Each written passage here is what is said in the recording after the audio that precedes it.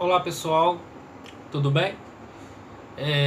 Então vamos dar início a mais uma aula de neuro, né? De saúde mental. E quem lembra da última aula que eu postei para vocês falando sobre doença vascular cerebral, sobre o que é a doença vascular cerebral, como que desenvolve a doença vascular cerebral, os sinais e sintomas, né, a diferença de AVE para ataque isquêmico transitório, o que é um ataque isquêmico transitório, o que seria um AVE, né, a diferença dos dois, o que é uma arteriosclerose, o que é uma aterosclerose, porque existe diferença entre aterosclerose para arteriosclerose, adelgaçamento e estenose, né, que é a diminuição da luz do vaso. Mostrei figuras falando sobre placa de ateroma, né? Então foram vários assuntos bem explicados, bem orientados para vocês ficarem cientes aí da nossa aula, correto? E hoje, continuando a nossa matéria, a última aula eu falei de tratamento, lá na página 34, tratamento é agudo. Tudo que é agudo é rápido, né? A gente divide tratamento de qualquer patologia, né? Qualquer tipo de situação, tratamento agudo e tratamento crônico. Crônico é aquilo que é lento, aquilo que é devagar, aquilo que é demorado. Tratamento agudo é tratamento rápido. Por exemplo, paciente na emergência ou paciente na urgência, o tratamento ele é chamado de agudo, porque ele é rápido, né? Então a gente não pode esperar muito tempo, a gente tem que tomar as iniciativas, a gente tem que começar a tomar os posicionamentos, prestar as assistências de enfermagem, prestar as assistências sob prescrição médica, para assim a gente ter sucesso no tratamento do nosso paciente, correto, pessoal? E aí, no tratamento subsequente, né, que eu não falei sobre o tratamento subsequente, o tratamento subsequente é quando a gente tira o paciente da crise. É quando a gente tira o paciente daquela fase que ele está passando por ela, que é uma fase de extremamente necessidade de ter um atendimento agora, nesse exato momento. O paciente deu entrada no pronto-socorro com crises convulsivas, né? O paciente deu entrada no pronto-socorro, né, com labilidade, com alteração do humor. O paciente deu entrada no pronto-socorro, com esquecimento do membro. Então o tratamento é agudo, o tratamento é rápido, o tratamento tem que ser feito imediatamente, certo? Anticoagulação depois da hemorragia foi excluída, né? A gente tem que pensar nos anticoagulantes, né? Existe uma série de antiagregantes plaquetários, anticoagulantes, a gente já viu isso já falado na última aula, né? A gente tem aí os ácido acetilsalicílico, AS, aspirina, Marevan, varfarina, xarelto, cilostazol, né? Cilostazol é um vasodilatador, mas também contribui para dilatar a parede das artérias e levar o oxigênio onde não tem oxigênio, devido à placa de ateroma, a placa de gordura que impede a passagem do sangue.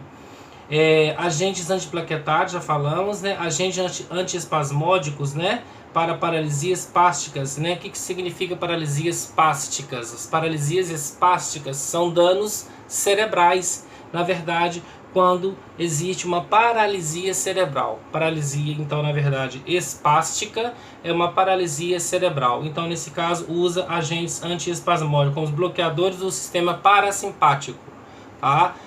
A nível de conhecimento para vocês ficarem mais entretidos com relação àquilo que eu estou falando. Fisioterapia, né? Eu falo que a enfermagem ela não trabalha com reabilitação, nós não reabilitamos ninguém, né? Quem reabilita é o profissional fisioterapeuta.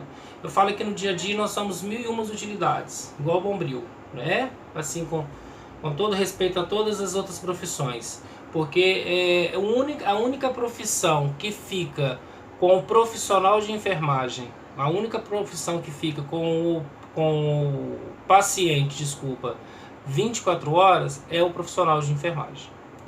Todos os profissionais, eles passam, visitam, prescrevem e saem.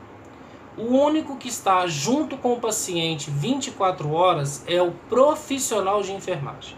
Então, por mais que ele reabilite esse paciente, quem vai ficar com ele é o técnico, é o enfermeiro. Então, às vezes, tem procedimento que é de competência do próprio fisioterapeuta e o técnico acaba, às vezes, fazendo. Algumas redes hospitalares, alguns hospitais, algumas Santa Casas, já existem protocolos, medidas, né, de assistência para aspiração, né, orotraqueal ou endotraqueal do paciente, né, aspirar a boca, aspirar a região da região das narinas, aspirar a traqueostomia, que é função também agora do fisioterapeuta. Além do fisioterapeuta fazer a sua função, que é dele, ele aspira o paciente, ajuda na tirar as secreções mucolíticas presentes na árvore brônquica, que está impedindo também as trocas gasosas desse paciente. Não é isso? Isso quem faz também hoje, né, em alguns hospitais, é quem? O próprio fisioterapeuta. Tratamento para depressão após AVE.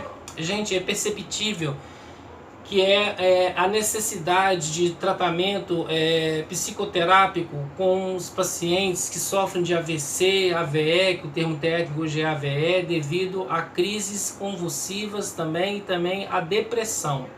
Né? Não aceitar a própria doença, ficar triste, ficar apático, ficar isolado, não ter condições de andar mais, não ter condições de falar mais, não ter condições de alimentar sozinho mais, não ter condições de tomar o seu próprio banho, como antigamente ele fazia.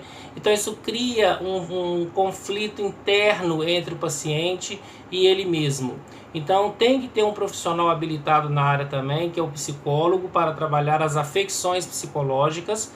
O que são as afecções psicológicas? Afecções psicológicas nada mais é do que as próprias depressões, as crises depressivas.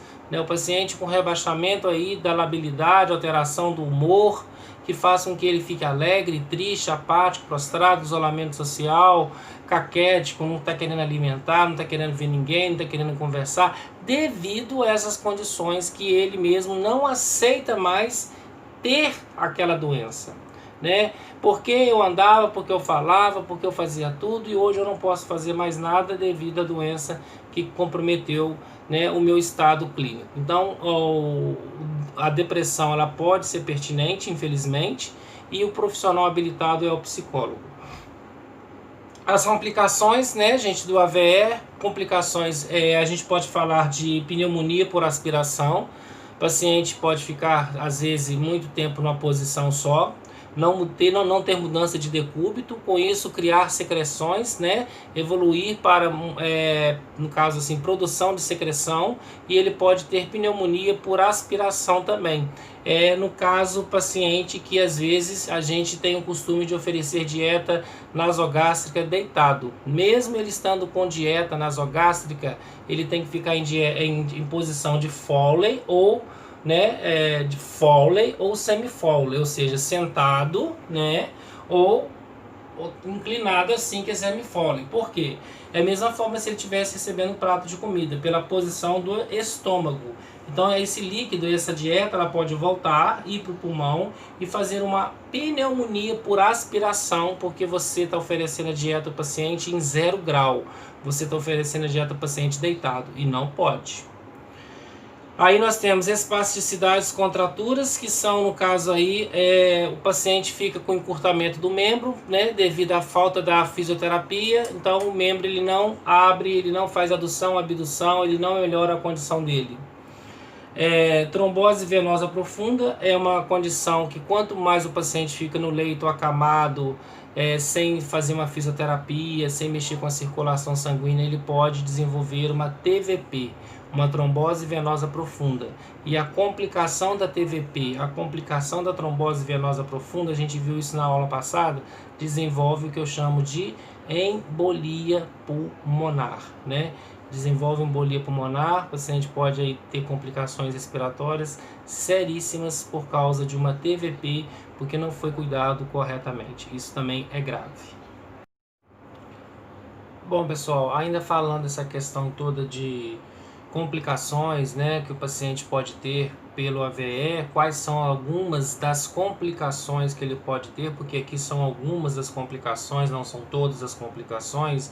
né? A gente pode pensar também úlcera por pressão, a gente pode pensar também por depressão, a gente pode pensar também por suicídio, a gente pode pensar também por agressividade, a gente pode pensar também por outras e outras complicações mais sérias que esse paciente possa vir a comprometer o seu quadro clínico, a sua saúde, por causa do AVE.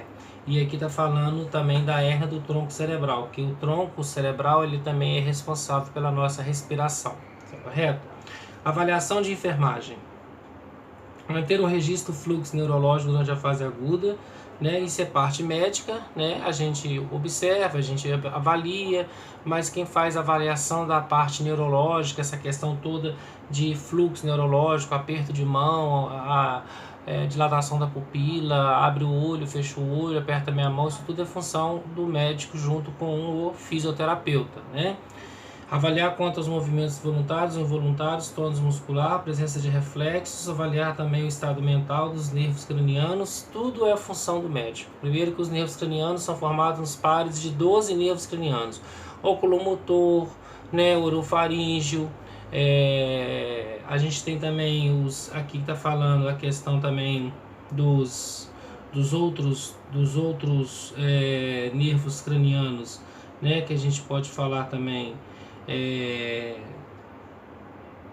sobre cada um deles, mas diretamente é o profissional fisioterapeuta juntamente com o profissional neurologista, né, vai falar sobre esses nervos oculomotor, nasofaríngeo e assim por diante. Então isso não é a função da enfermagem. A enfermagem ela cuida, a enfermagem ela presta uma assistência de qualidade. Nós temos aqui o conceito como a arte de cuidar, reabilitar, prescrever, avaliar nervo, avaliar se está com contratura muscular, avaliar se está com abertura muscular espontânea ou não. Pode ser que seja com auxílio da enfermagem, mas isso é competência de outros profissionais também habilitados na área, correto, gente? E aí nós temos sensibilidade, própria percepção, controle vesical. Aí já é com a enfermagem, né? Ele está urinando corretamente? Tem que estar passando sonda vesical de alívio, sonda vesical de demora? O paciente ele perdeu os esfíncteres urinários. O que significa isso? Ele não consegue mais segurar a urina. Ele tem o que nós chamamos de incontinência urinária. Continência é quando ele segura a urina. Incontinência é quando ele não consegue segurar aquela urina. Então aí é fralda, não tem jeito, né? É uma lesão cerebral que aconteceu com esse paciente. A gente vai manter ele de fralda, sempre trocando para evitar a infecção de urina, evitando odor, evitando que aquela urina ela se esfrie e cause desconforto, evitar que dá, por exemplo, úlcera por pressão na região sacral, na bolsa escrotal pode ferir a glande se for homem, né? Pode ferir a genitália se for mulher, porque a mulher não tem a pele igual o homem que protege também o órgão genital. Então pode acontecer isso tudo com ele quando não tira a fralda no momento certo. Terapias com anticoagulantes, né? Medicamentos AS, Varfarina, Marevan, Clexane, Xarelto, né? Aí a gente tem também os vasodilatadores importantes também, como eu já falei aí, o Vasogard, Cilostazol, né? Tem Cilostazol de 50 mg, tem Cilostazol de 100 mg, que serve como abridores de paredes de artérias, fazendo com que esse sangue passe com mais facilidade. Correto, pessoal? Avaliar frequentemente o nível da função das respostas psicossociais à doença. O que é isso? Ele aceita a doença?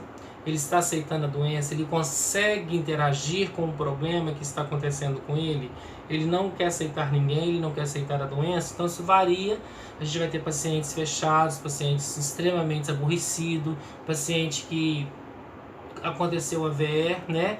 Mas enfim, essa semana mesmo agora a gente teve lá no local onde um outro setor onde eu trabalho, um senhor de 62 anos que fez AVE com 31 anos de idade.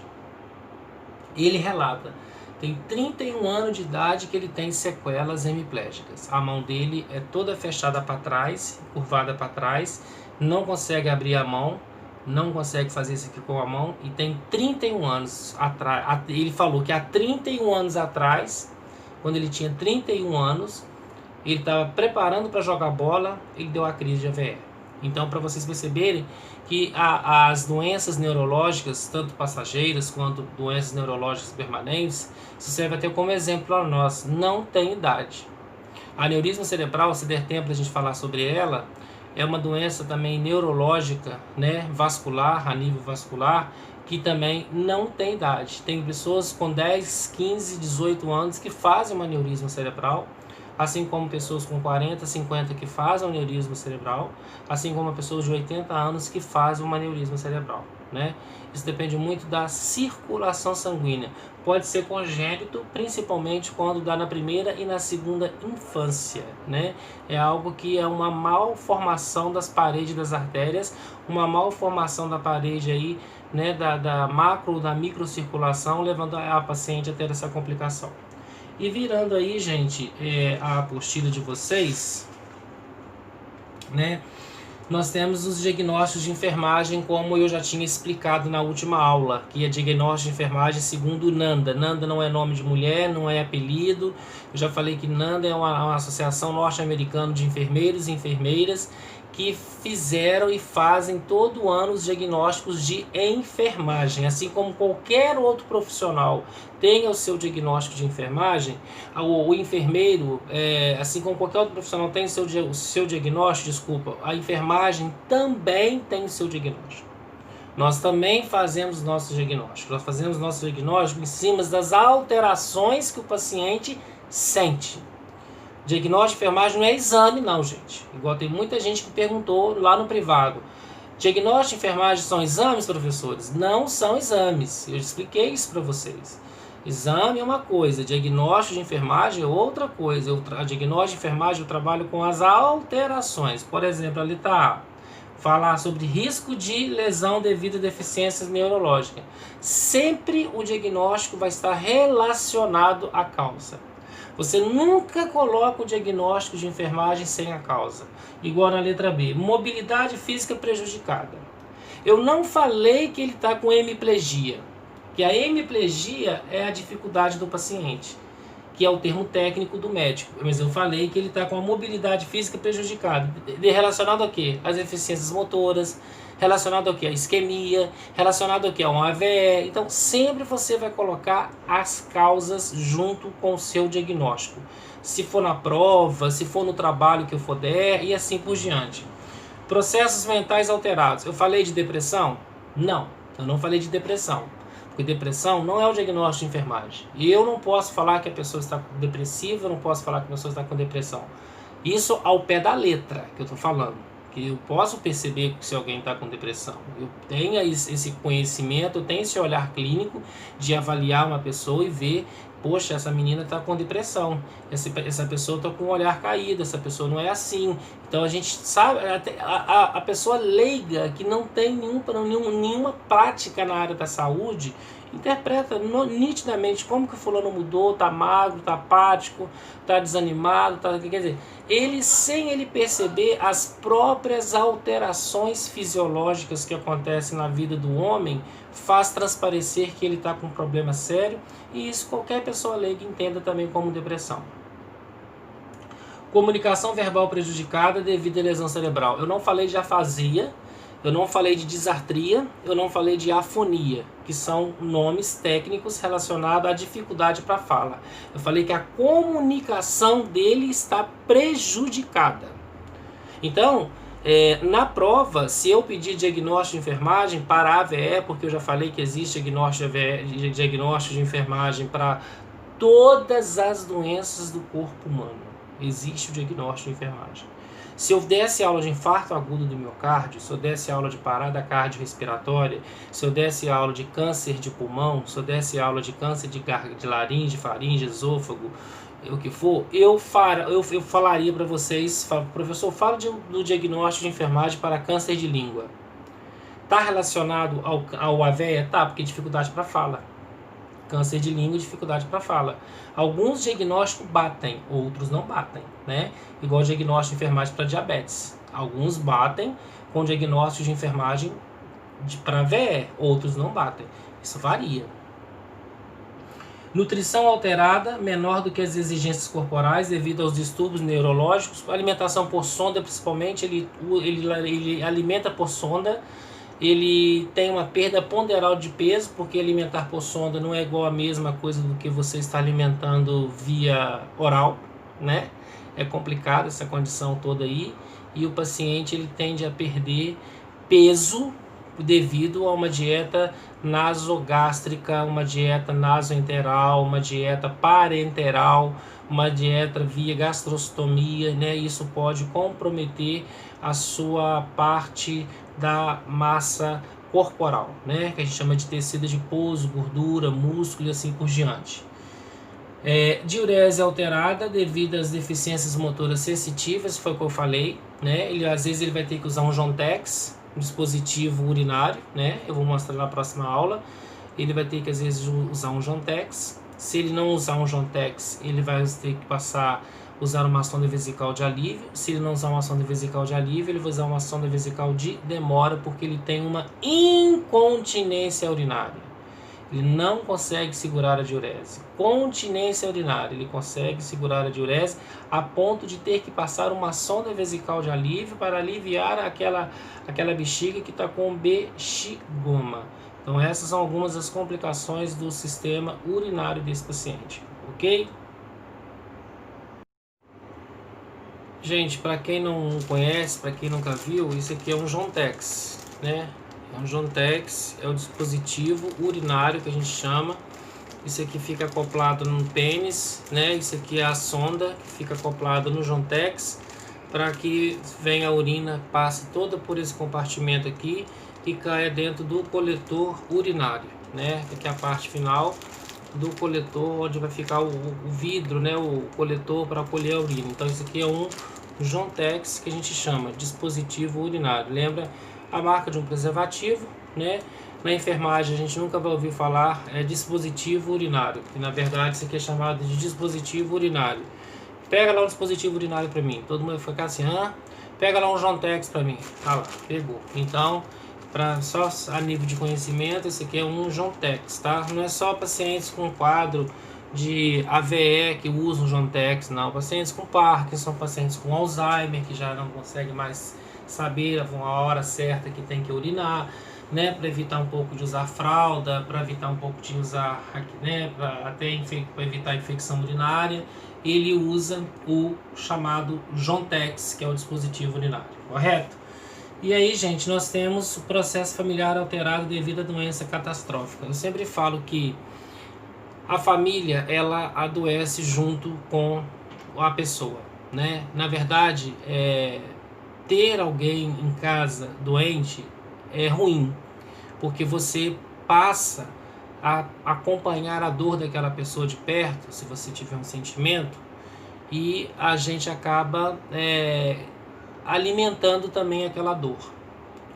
Mas ao mesmo tempo, quando lá em Nanda, lá no diagnóstico de enfermagem, fala dos processos familiares alterados devido a doença catastrófica, sequelas cognitiva, por apresentar problemas com a família devido ao próprio ente querido, a vida tem que continuar. A gente sabe que às vezes talvez seja fácil falar, porque não é comigo, não é com fulano, não é com ciclano, não é com beltrano, é na casa do outro, não é na minha casa que tem alguém com a boca torta, que tem alguém que está com o ombro congelado, que tem alguém que está com a mão para trás porque não mexe mais a mão, não é isso? Está com a mão flácida.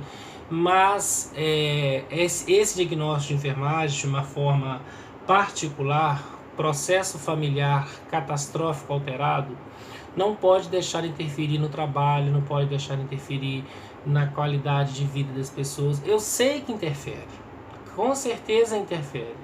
Atrapalha, fica preocupado lá no trabalho, o que está acontecendo, será que estão cuidando direito, será que o home care, a técnica está dando banho direito, será que a técnica não está dando comida a ele deitado, será que a técnica está trocando a fralda dele, né? Será que está fazendo mudança de decúbito para evitar escara, para evitar úlcera por pressão? Então existe esse diagnóstico de enfermagem, como está falando aqui, de processo familiar alterado. Desculpa, que acaba que a própria família fica preocupada com o seu ente querido. ok?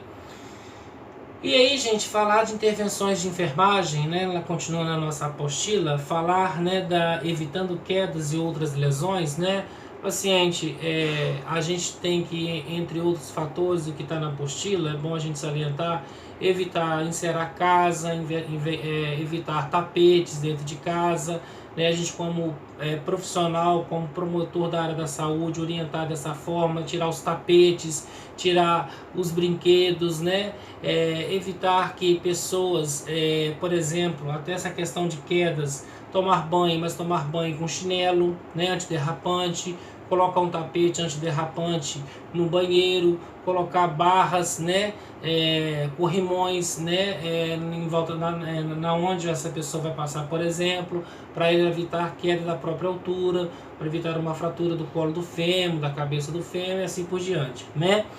Manter o repouso no leito durante a fase aguda de 48 horas a 72 horas, né? Paciente calmo, tranquilo, sendo medicado, né? Para evitar aí outros tipos de problemas. Principalmente a gente tem que falar na elevação da grade do leito. Elevar a grade do leito sempre. Qualquer paciente, não precisa ser paciente de AVE, não precisa ser paciente de apoplexia, não precisa ser paciente de ataque isquêmico transitório. Qualquer paciente que você cuide, seja ele quem for, você vai elevar a grade do leito desse paciente. Isso é um cuidado universal da enfermagem. Isso é no Brasil e no mundo inteiro a gente faz isso. Elevar a grade do leito desse paciente para evitar complicações como queda da própria altura. Imagina você estar lá, o seu paciente vai lá e sofre uma queda da própria altura. Por quê? Porque a grade estava rebaixada. Quem não elevou aquela grade? O técnico fulano de tal, né? Administrar o oxigênio conforme prescrição, né? Tem necessidade? Está saturando pouco, está saturando muito, está saturando menos? Como é que está a saturação desse paciente? Pelo oxímetro de pulso, ele está cansado, ele está necessitando de oxigênio, então fazer com que haja uma condição para isso.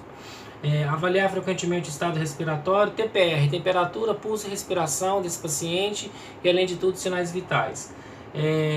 Quando o paciente se tornar mais alerta após a fase aguda, manter uma vigilância frequente e ter interações destinadas a orientar, avaliar e satisfazer as necessidades do paciente. Sempre com atenção dobrada. Eu sempre falo isso, sempre com atenção dobrada.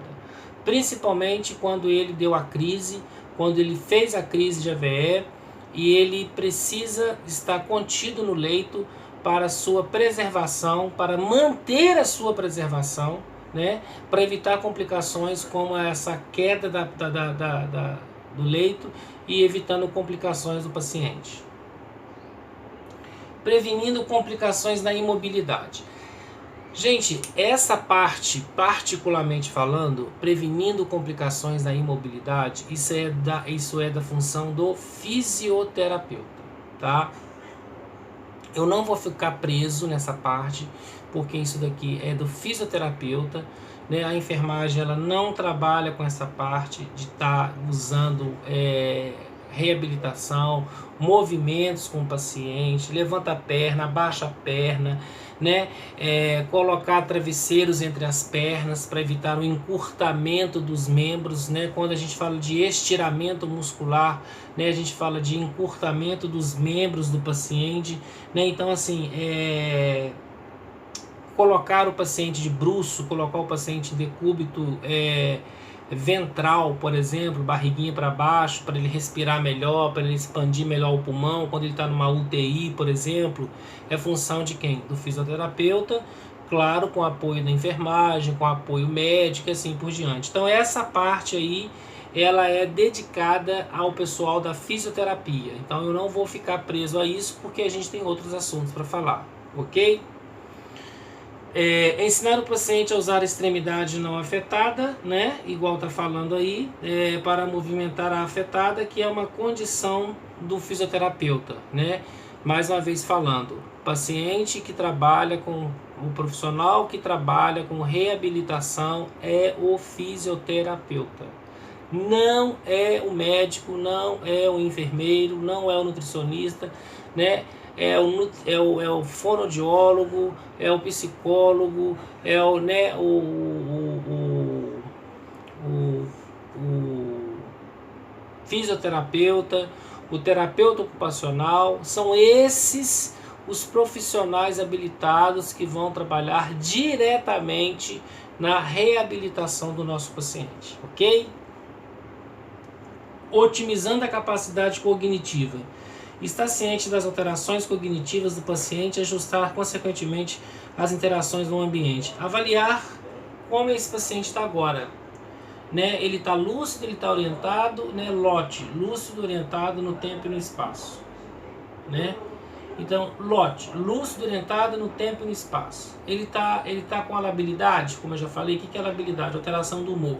Então, isso tudo a gente tem que colocar e avaliar para ver se realmente ele precisa de cuidados de enfermagem, para ver se ele está necessitando dos cuidados de enfermagem, né, mediante as suas necessidades básicas fisiológicas que foram prejudicadas. O que foi prejudicado nele perante o AVE? O banho, a comida, né? No caso aí o vestuário dele, ele não consegue vestir mais uma roupa, tem que ajudar a colocar, vestir uma roupa, né? Não é só o AVE, por exemplo, que vai comprometer as necessidades básicas desse paciente. Pacientes com neuropatia periférica, pacientes com claudicação, pacientes com, às vezes, trombose venosa profunda, dores em membros inferiores, que não conseguem estimular literalmente, né, aquela condição de fazer as suas atividades sozinho. Ok, gente? Facilitando a comunicação. Quem trabalha com a fala também não é a enfermagem, é o fono. Mas quem fica com o paciente durante 24 horas também é a enfermagem, né? A enfermagem, ela fica com o paciente durante 24 horas. Então, se eu falo com o senhor Sebastião, fala para mim melão, ele fala melão. Quer dizer, ele tem uma alteração na fala, né? Ele tem uma queda de lábios, ele tem uma dificuldade para falar, ele fica nervoso na fala dele, né? Então tem que falar com calma, pausadamente, o fonoaudiólogo, trabalhar isso dentro dele, para que ele consiga, né? Claro que depende do paciente, o paciente tem que querer, consiga a voltar a tentar a falar, a voltar a tentar ser o que ele era antes, pelo menos. Essa é a função do fono, essa é a função do fonoaudiólogo. Tentar, né? Para ver se ele consegue falar, para ver se ele consegue gesticular as consoantes, as vogais, como ele fazia antes de acontecer a sequela neurológica com ele. Então, mais uma vez falando, o profissional habilitado na área também não é a enfermagem que habilita a fala, é o fonoaudiólogo. É ele que vai estar habilitando a fala e a voz desse. E aí, pessoal, continuando a nossa aula, falar sobre a questão, né, das facilidades da independência, que é também uma parte da fisioterapia, mas também que faz com auxílio da enfermagem. Por exemplo, ensinar o paciente utilizando o lado não afetado para as atividades do dia a dia, mas não negligenciar o lado afetado. Então, ou seja, tentar trabalhar o lado que não tentar trabalhar o lado que está afetado, né? O paciente vai estar com medo de andar, o paciente vai estar restrito a isso, com medo de andar porque ele com medo de sofrer uma queda da própria altura, então ele pode estar retraído, ele pode estar com medo que alguma coisa aconteça com ele. Adaptar o ambiente, luz de chamada, bandeja, né, alguma coisa que aí quando ele precisar, um sino para bater, né, sempre tendo próximo às pessoas, de preferência, de acordo com a necessidade básica de cada paciente que sofreu uma AVE, porque nem todos são iguais, cada paciente é um paciente, a gente não pode universalizar, colocar que todos sofrem as mesmas sequelas, todos sofrem os mesmos problemas, todos sofrem as mesmas... Não. Isso varia, isso depende muito da condição de cada um, ok? Ensinar o paciente a pesquisar o ambiente quando existem deficiências visuais, porque, gente, ele perdeu a visão. Ele fez um AVE e nesse AVE ele literalmente perdeu a visão.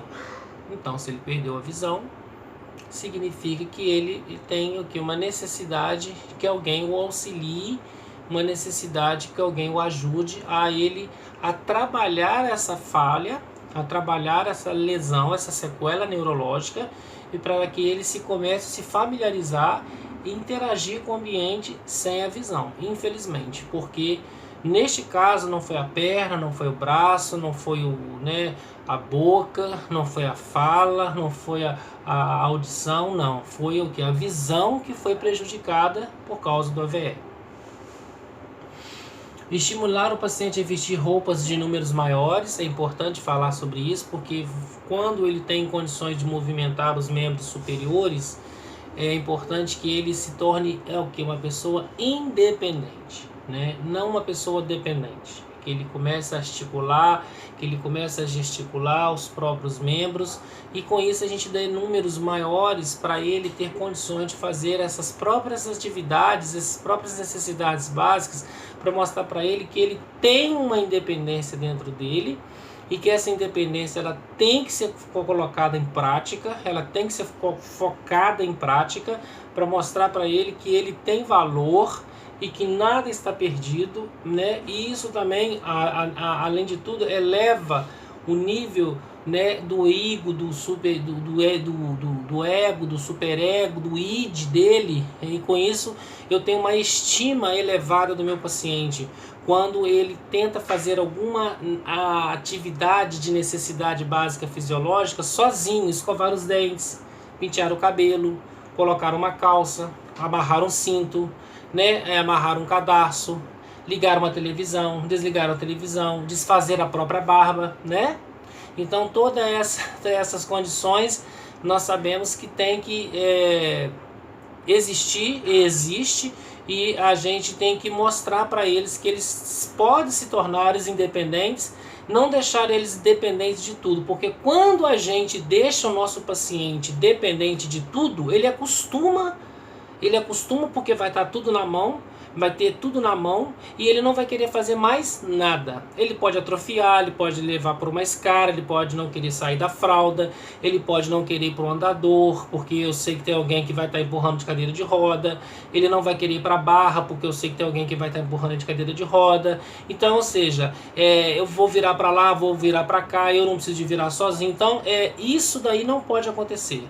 O paciente ele tem que se tornar independente nas suas necessidades básicas fisiológicas quando há condições para isso, quando há visão para que isso ocorra, sem prejudicar, né, a sua condição clínica, porque senão ele se torna dependente. Para que eu vou fazer um procedimento se tem alguém que faz para mim? Não é? É aquela velha história. Então, isso torna essa pessoa preguiçosa e ela tende a ficar dependente cada vez mais do outro, né? E isso que nós não podemos deixar isso acontecer, né? Medicação, às vezes, almoço, janta, banho, né? Às vezes a própria pessoa que sofreu de AVE, ela tem condições para que ela faça essas necessidades básicas fisiológicas sozinha. Lógico, com auxílio, com apoio da enfermagem que está por perto, no home care, no hospital, né, na clínica, onde estiver inserido. Mas que se a gente perceber que a pessoa ela tem essa necessidade e ela tem essa independência, que ela faça ela. Para ela não ficar somente dependendo de tudo, e aí acaba se acomodando e acaba ficando no comodismo, e aí com isso daí o tratamento vai ser totalmente em vão. Não vai ter tratamento nenhum, correto?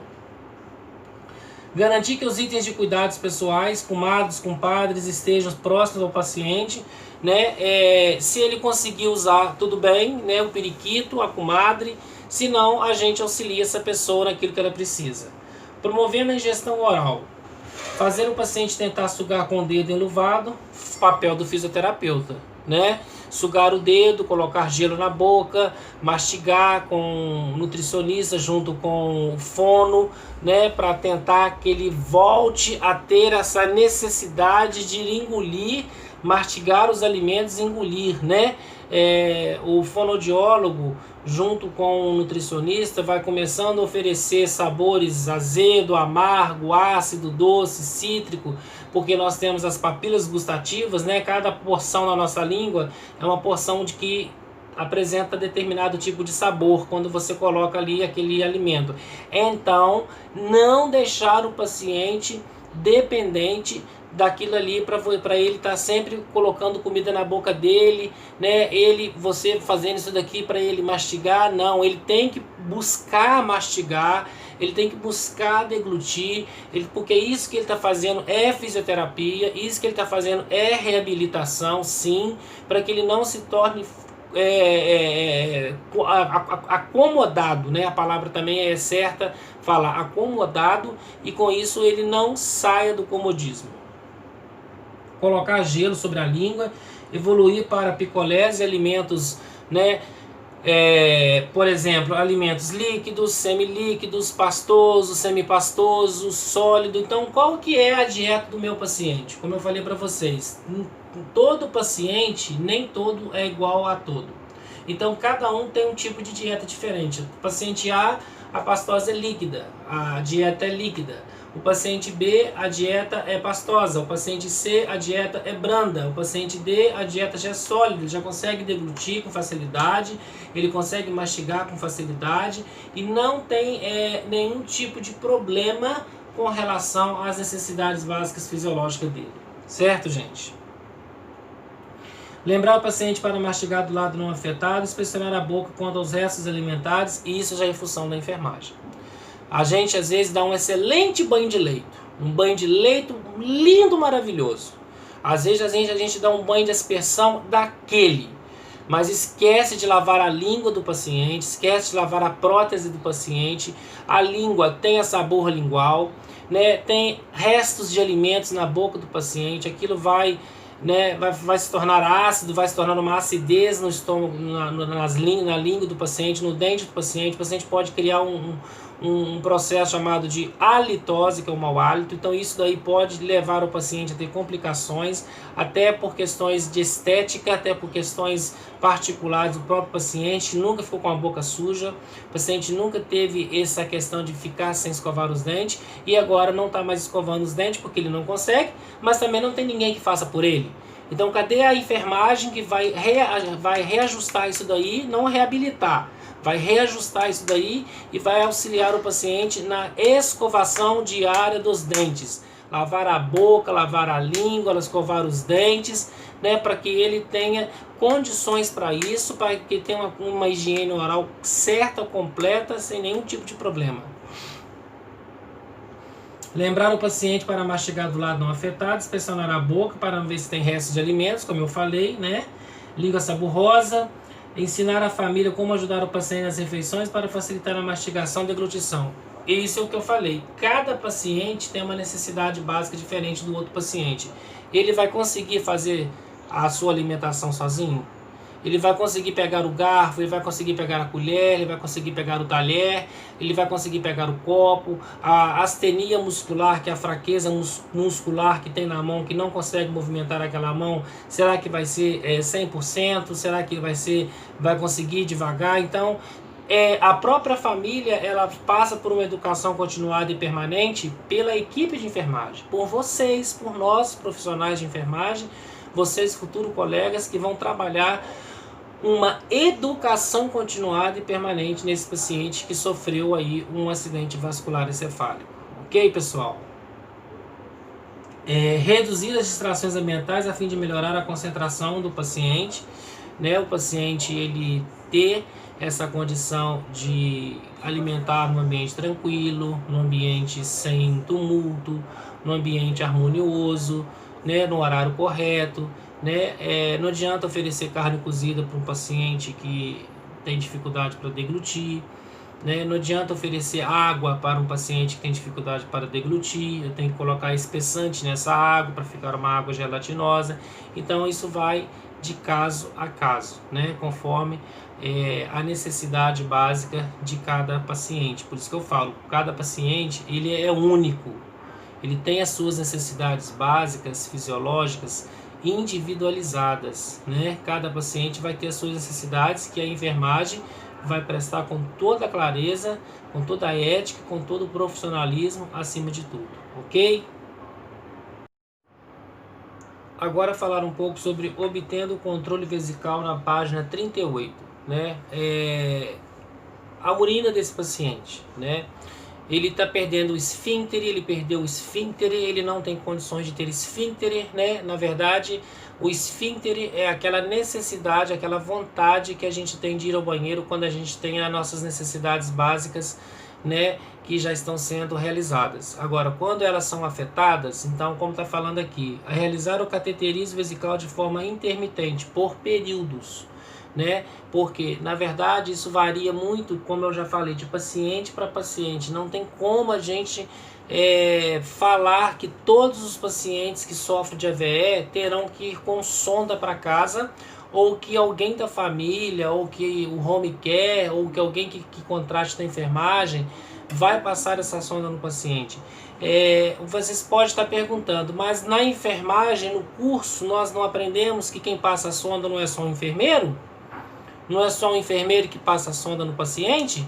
Na verdade, dentro do Código de Ética Profissional, é só o enfermeiro que passa a sonda, dentro do hospital.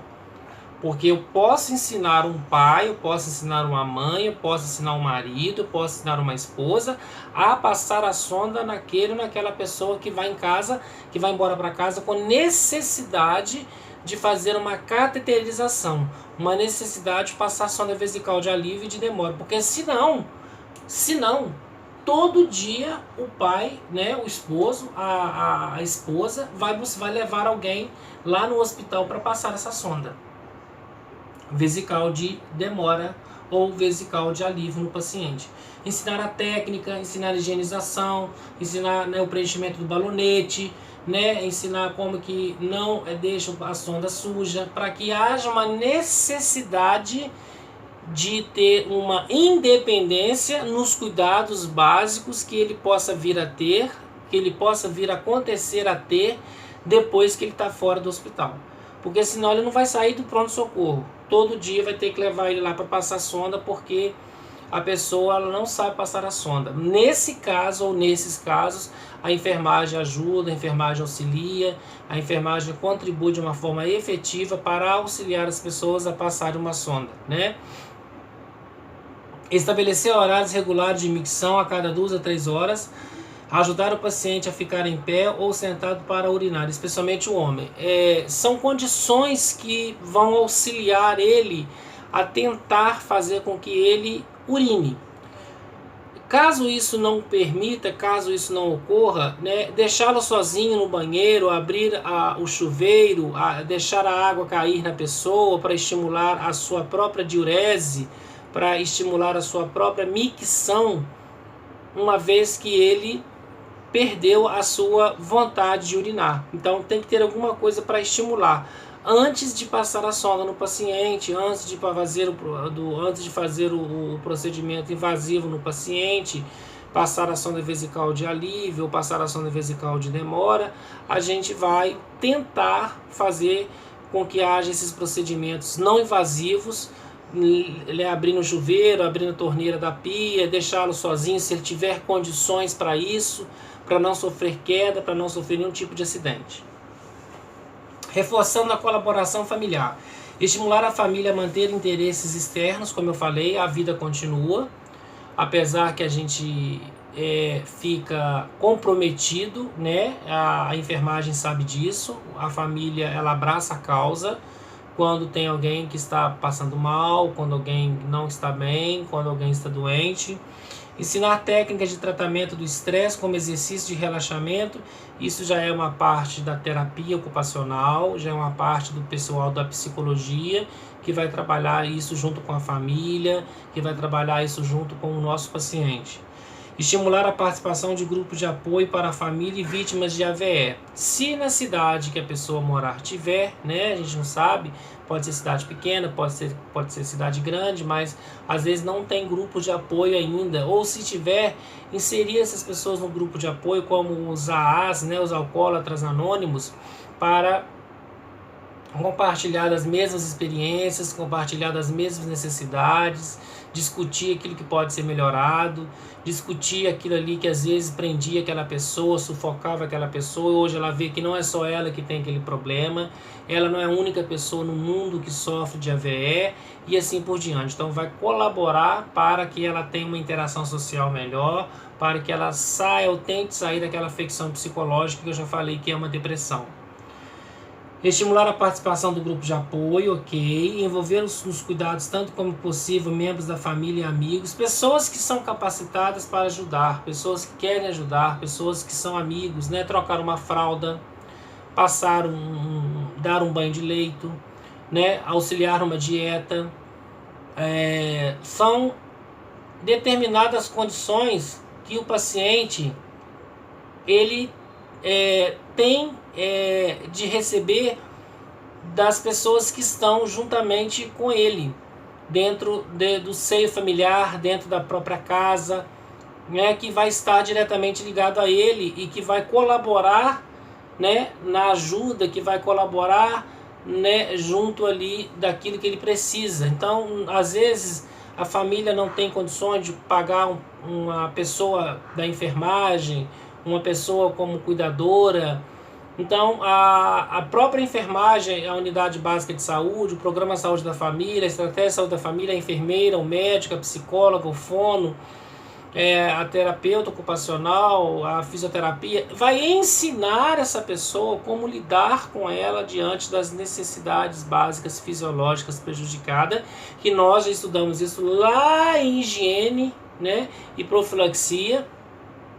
O que são essas necessidades básicas fisiológicas prejudicadas e quais são os tipos de necessidades básicas fisiológicas prejudicadas. Ok? Envolver nos cuidados quanto possível, né? Já falamos. Fornecer informações a respeito de AVE e o prognóstico previsto. Qual é o prognóstico de uma pessoa com AVE que não anda? Qual é o prognóstico de uma pessoa com AVE que não fala? Qual é o prognóstico de AVE de uma pessoa que não consegue pegar um copo? Qual o prognóstico de AVE de uma pessoa que não consegue desfazer uma barba, né? Eu tenho diagnóstico. Diagnóstico é aquilo que eu estou vendo agora, que eu descobri. Prognóstico é aquilo que vem depois do diagnóstico. Prognóstico é a evolução do diagnóstico. Então, como que vai ser a evolução do diagnóstico? Quando eu tenho a evolução do diagnóstico, eu tenho o meu prognóstico. Qual que é o prognóstico de um câncer em fase terminal? É o óbito. Qual que é o prognóstico de um paciente que vai fazer mastectomia total e que vai tirar todo o câncer? Qual que é o prognóstico? A cura. Então eu tenho sempre o diagnóstico, é a descoberta da doença, é visualizar aquilo ali, descobrir aquilo ali. E o prognóstico nada mais é do que a evolução do diagnóstico, tá? Que isso fique bem claro. Instruir, né, no caso é agora... Educação do paciente, manutenção e saúde. Ainda com vocês na literatura da apostila do material didático, na página 38. Vamos continuar com a matéria. Ensinar o paciente e sua família a adaptar o ambiente doméstico com a segurança e facilidade do uso. Como eu já falei, parar de encerar a casa, se tiver taco, amarelão, qualquer outro tipo de piso, corrimão na casa, tapete antiderrapante, usar chinelo antiderrapante, né? Mudar totalmente a rotina daquela casa. Instruir o paciente sobre a necessidade de período de repouso durante o dia, evitar, né, que pela própria idade, pela própria ociosidade, que ele não fique ansioso, que ele não fique tendo aquela necessidade de ficar preso dentro de casa o dia todo, né, que ele consiga ver alguém passando na rua, que ele consiga estar com alguém, que ele consiga conversar com alguém, que ele consiga se interagir com alguém, para que ele saia daquela zona de conforto também, para que ele consiga ver outros ares, respirar outros ares e assim por diante. Tranquilizar a família de que é comum após pacientes com AVC sentir uma labilidade, que é a alteração do humor. Uma hora está triste, uma hora está alegre, uma hora está feliz, uma hora está agressivo, uma hora vai te dar bom dia, uma hora não vai te dar bom dia, uma hora vai ficar com o rosto fechado, uma hora vai ficar agitado, agressivo e assim por diante. Isso é normal? AVE, isso é normal. Isso nós chamamos de quê? De labilidade, tá? Alteração do humor.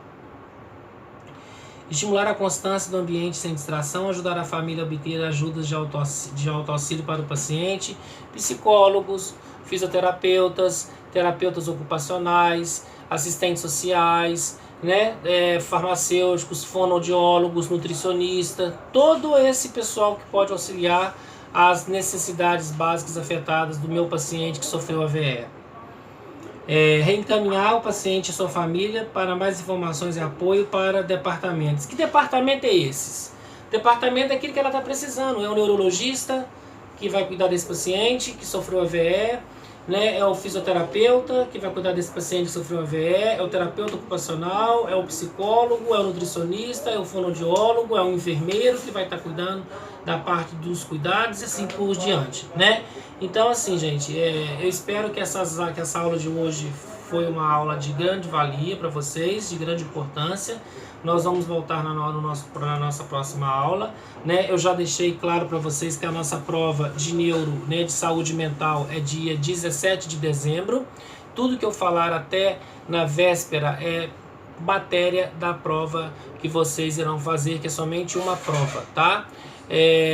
Qualquer dúvida que vocês tiverem de todas as minhas falas, de todas as minhas explicações, me perguntem no privado, não fique com dúvida nos termos técnicos, porque tem muito termo técnico que eu já falei aqui, e é importante que vocês saibam sobre esses termos técnicos. Amanhã, quando vocês ouvirem alguém falar, não é novidade para vocês mais, AVE, apoplexia, a amaurose fugaz, que é a cegueira, né, oculoplastimografia, né, lentificação dos movimentos, bradicinesia, apatia, afasia e tudo isso mais, ok? Um forte abraço para vocês, tá? Um bom fim de semana e até a nossa próxima aula. Tudo de bom.